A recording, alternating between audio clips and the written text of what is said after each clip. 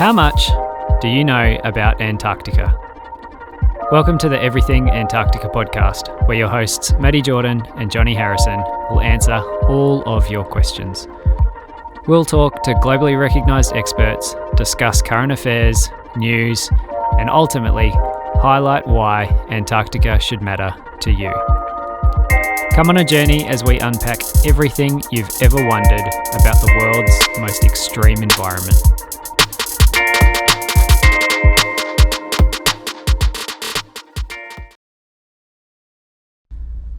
Welcome to another episode of the Everything Antarctica podcast. I'm your host, Maddie Jordan. I'm joined once again by my co-host, Johnny Harrison. Today, we're filming part 2 of our episodes on recreation. Part 1, we spoke about what we do inside when there's either poor weather outside or just if we want to find something to do inside. So today, we're going to talk about recreation externally in Antarctica. We chat about what we do outside. So what sort of things do we get up to, Johnny?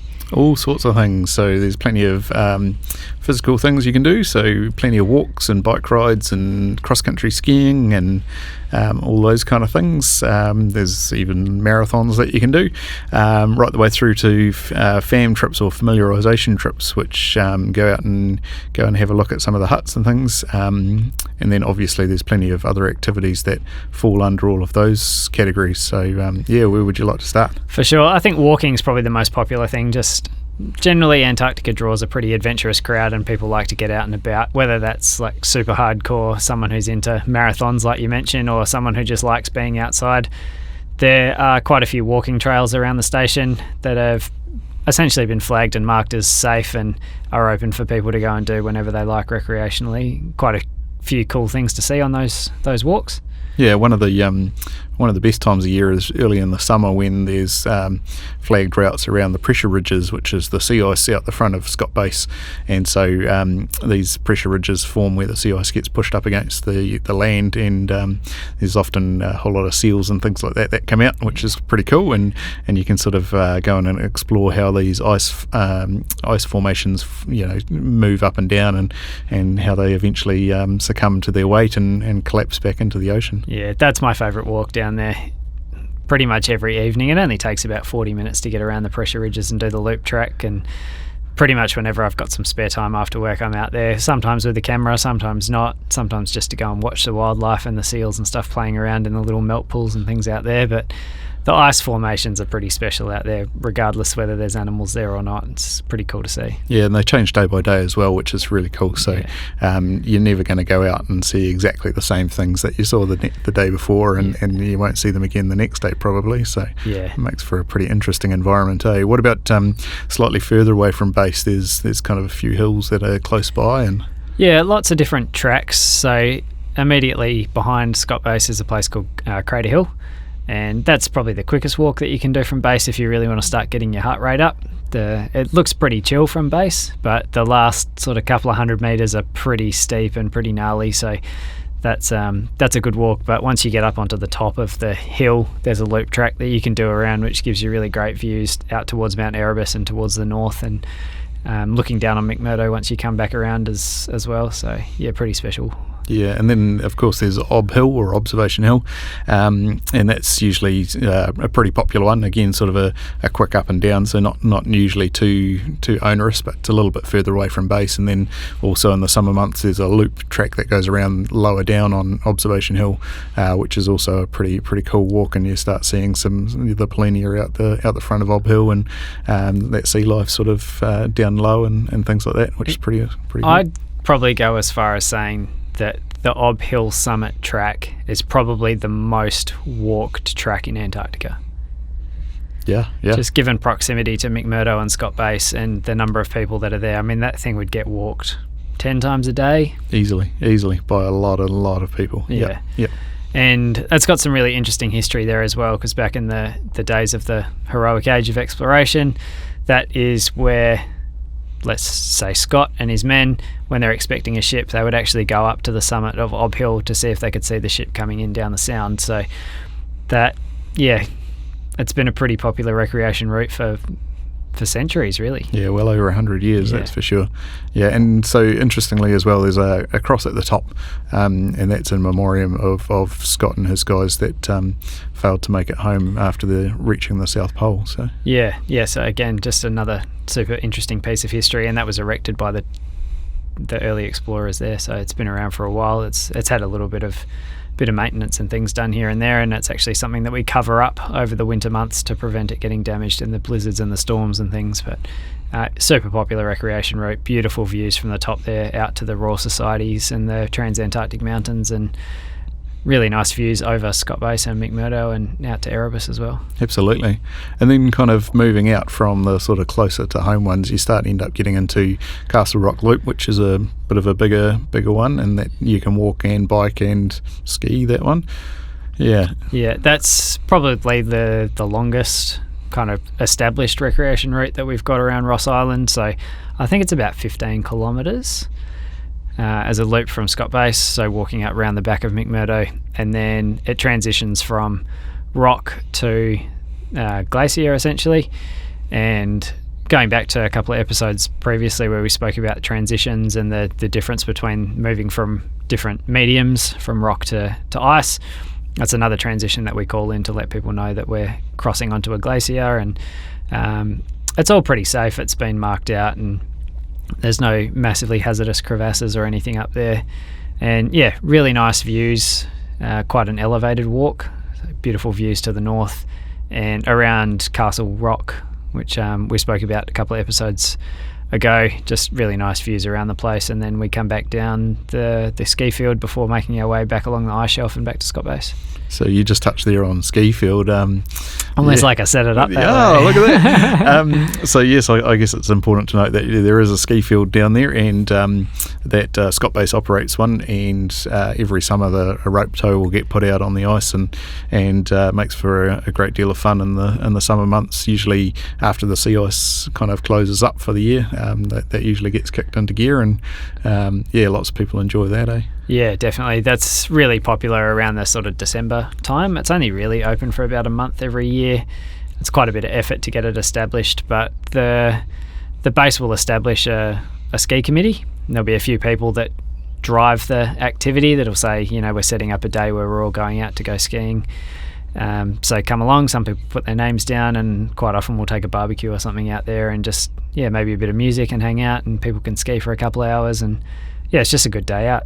Yeah, nice. And then there's plenty of like competitive things that happen as well between Scott Base and McMurdo. There's a kind of bit of a rivalry that goes back years, and there's all sorts of competitions and little bits and pieces. The man pulling sleds and right the way through to big tug of wars and things. So do you want to touch on a few of those? Yeah, the manhaul race is pretty cool. So that happens on a track called the Armitage Loop, or Cape Armitage Loop, which is the sea ice connection between Scott Base and McMurdo, and it goes out around the front of Observation Hill that we spoke about just before. And typically I think it's a team of 4 or 5, so you'll have 4 people running and then one person sitting on the back of a sled, and it's just a brute force race of who can get from McMurdo to Scott Base the quickest. So Yeah, and that's about 5Ks or something, isn't it? About 5K, yeah, about 3 miles. Yeah. So that's it's always a good watch, and being at either end of the chain's quite good to sort of see people coming in absolutely exhausted, flags waving, and everyone carrying on. It's a great little day, isn't it? Yeah. And then tug of war, and what other kind of competitions do we have between us? Yeah, the tug of war is a pretty popular one. I haven't actually been there for it, but it does happen sort of peak summer around that Christmas, New Year's time, when people start to get a little bit more time off to celebrate the holidays, and just people getting together. It's New Zealand versus the US, and see who wins, basically. And then I guess we also have at McMurdo each summer for New Year's, there's a big concert that they do outside. They call it Ice Stock. So that's always a popular one, and plenty of things happening at Christmas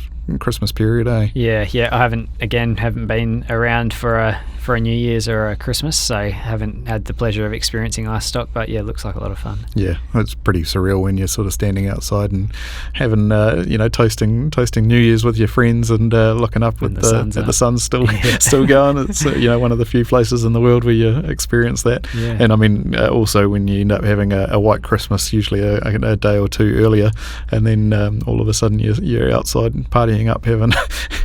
Yeah, it's pretty surreal. Yeah, it's cool. Lots of running races as well that happen between the groups. So there's a turkey trot that happens once a year, which is a 5K, and there's a whole variety of other 10-kilometre races or 5-kilometre races, and then of course the half marathon, the marathon, and the ultra, which all happen on the same day around the first or second week of January, when temperatures are nice and warm. But yeah, that's a nice shelf run from essentially out to the airfield and back for the half, and then do that twice for the full marathon. So yeah, what's that day like?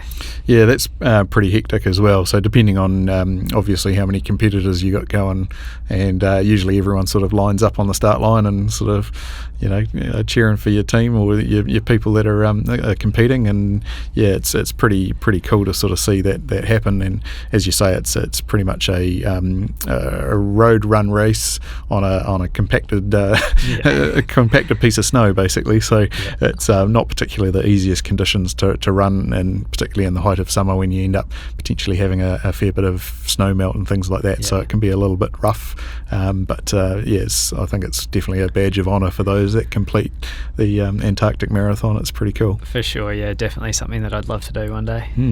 Oh yeah, I wish I could, but no. I'll save it for you. Yeah. So I guess the other one is fam trips, and sort of kind of getting out and about, and fam trips, familiarisation trips, can take many different forms. So they can essentially, it's usually a recreational activity that goes a little bit further afield from base, and it usually involves some other mode of transportation. So do you want to sort of go through some of those? Yeah, I mean, some of the favourite ones are, just given the rich history that there is in the area, having the opportunity to go out and visit some of those huts from the early explorers is such a massive treat for people. So we've got 3 nearby in the region. There's Discovery Hut, which is just outside McMurdo Station, very easy to get to, and is often done after dinner. To get a hut guide, someone who'll take you down there and open the hut up for you and show you around and tell you a bit about the history. The further afield ones are Scott's Terra Nova Hut at Cape Evans, which is about 30 kilometres north of Scott Base. And yeah, rich history there, just a very special area from where Scott and his men left on their journey to be the first to reach the South Pole. And I think many people will know the story that they were beaten there by the Norwegians and unfortunately perished on their way back. But we'll speak to some experts who know a bit more about the history of that. And then the other one is Sir Ernest Shackleton's Nimrod Hut, which is up at Cape Royds, and that's a very special place. It's situated right next to the world's southernmost penguin colony. There's a group of Adelis that are up there, and just a very special location, and a lot of history and a lot of firsts that happen from that hut as well. But also being Sir Ernest Shackleton, I think people tend to resonate with that hut quite a lot. So yeah, amazing opportunity, super privileged to get out there and have a look at those. Yeah, and so typically when we're going out to get to those huts, it's early season when the sea ice is the best conditions for driving on. So it's got to be pretty early in the summer season in order to be able to make that one happen.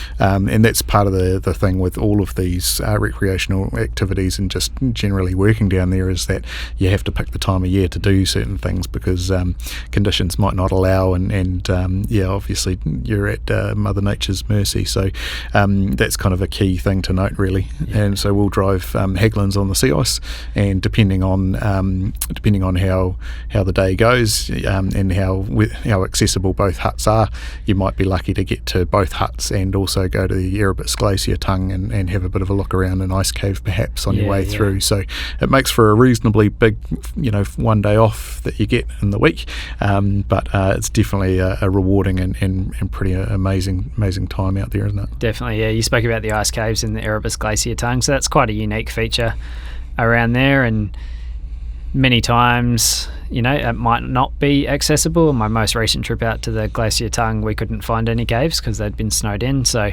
it is quite a privilege to be able to get in there and climb through those, and it's obviously done with an inspection from the field team that know their way around glaciers and ice and things like that, so it's all very safe. But just super special. So many different shades of blue and different colours in there, especially when the sun's up and you can see the sunlight shining through little holes in the top of the glacier and things like that. Yeah, Pretty all cool those place. little ice crystals, right? And just how fragile they are, and it just kind of speaks to the fragility of the entire place, really. Yeah, and that's an interesting thing, because everyone thinks of the big massive landscapes in Antarctica and all of the volcanoes and mountains and glaciers and things, but just looking at the small detail is so special as well. Getting up nice and close to the little ice crystals and seeing the formations and things, it's like looking at a snowflake. Yeah. And then another way or another different type of recreation that we do is on skidoos.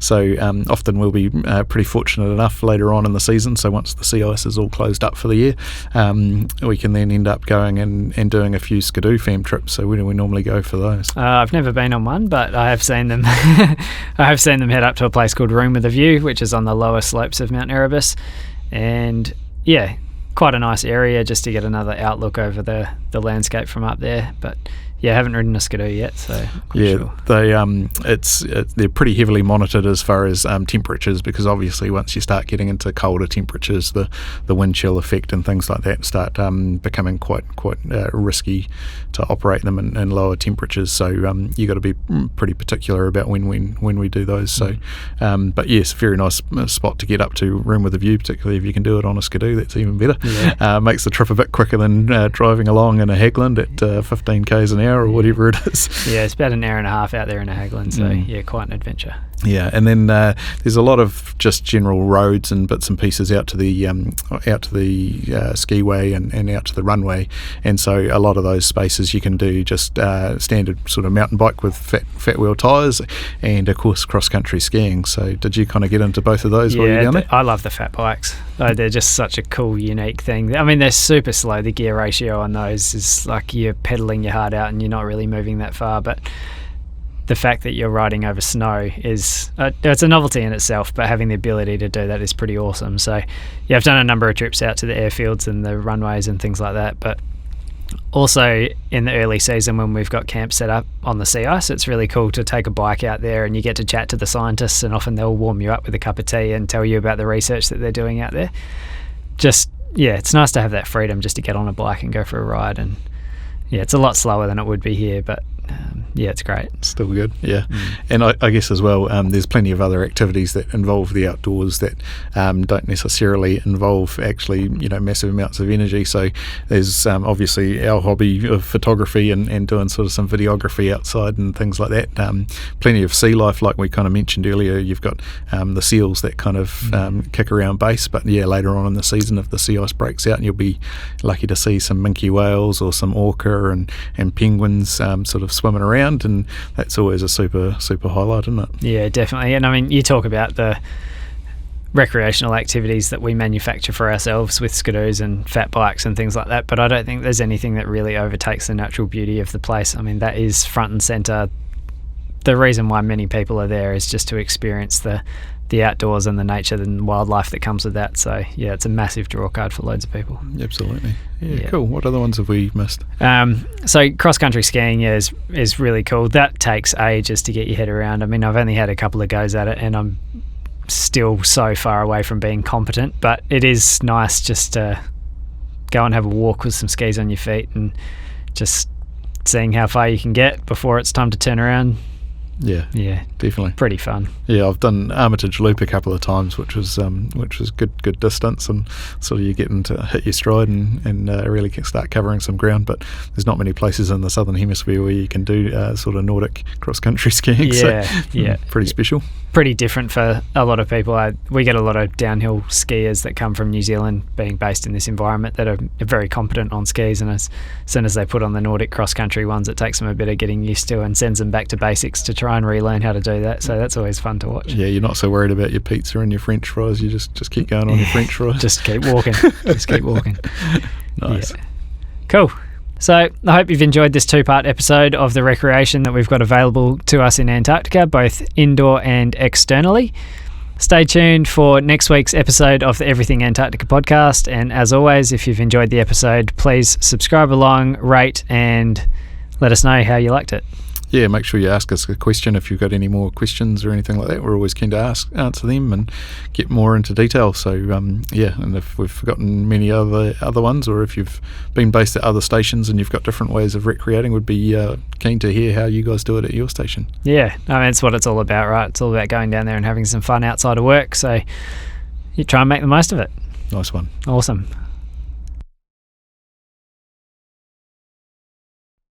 That's it for today's episode of the Everything Antarctica podcast. Thanks for listening. If you want to find out more about us as hosts, you can find us on Instagram at Matty K. Jordan and at Johnny Harrison NZ. We're also on socials. You can find us at Everything Antarctica. This episode will be released on all streaming platforms, and the long form video will be found on YouTube. Check us out wherever you listen to your podcasts. If you enjoyed this episode, don't forget to subscribe and leave us a 5-star rating. This will really help us in our mission to make this podcast as good as it possibly can be. Please share this episode with your friends and social networks so we can spread the word to more people. Until next time, stay cool.